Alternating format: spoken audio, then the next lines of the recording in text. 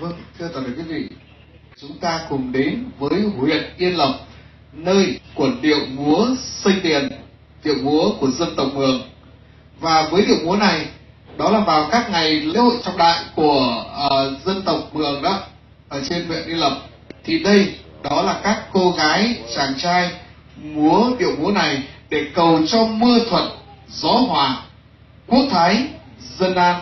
Ngay sau đây, xin được trân trọng kính mời tới toàn thể quý vị, chúng ta cùng đến với điệu múa Xênh Tiền qua những tà váy áo rực rỡ sắc màu của các cô gái dân tộc Mường.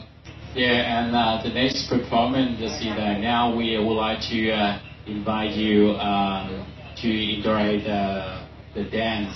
So the dance is come from Mường ladies and Mường gentlemen over here. So Mường is one of the minorities people who live in this province, in Phú Thọ province as well, and now they're going to be here.